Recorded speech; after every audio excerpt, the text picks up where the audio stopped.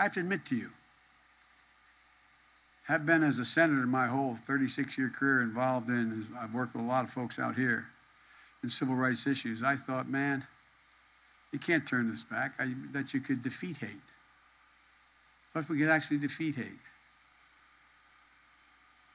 But the most un-American thing that any of us can imagine, the most undemocratic and the most unpatriotic, and yet sadly not unprecedented, time and again we've witnessed threats to the right to vote in free and fair elections come to fruition.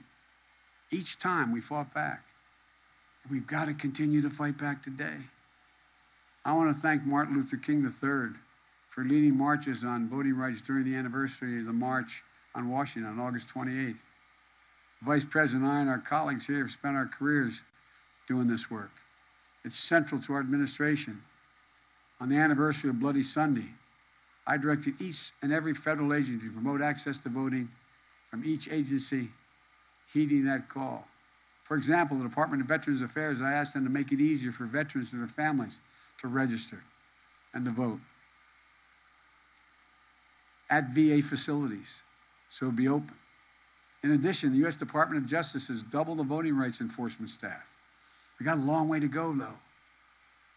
It's using authorities to challenge the onslaught of state laws undermining voting rights, whether in old or new ways. So something like 20% of half the Republicans are registered Republicans. I am not your president.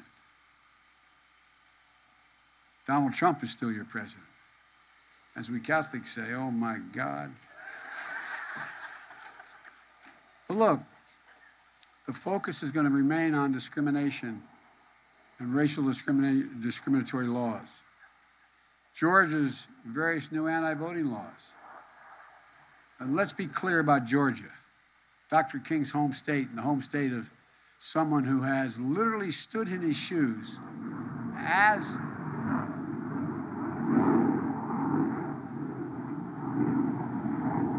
I think some of you guys knew this was the next line was coming. That's why you had the Jets come out. Stood in his shoes as a Morehouse man. That's what I keep getting from Cedric. Oh, anyway. And as a preacher in the pulpit of Ebenezer, United States Senator Raphael Warnock, the first black senator in Georgia's history. Senator Warnock won his election in the battle of ideas. He earned the trust and confidence of a broad coalition of voters in Georgia. In response of Republicans of Georgia, what was it? It's not to try winning on the merits and ideas. It's by changing the rules to make it harder for people to vote, deny the franchise.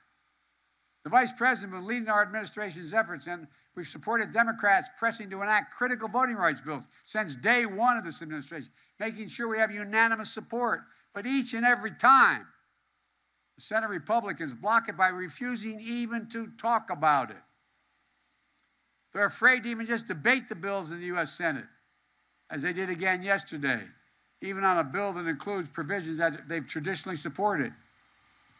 It's unfair, it's unconscionable, and it's un-American.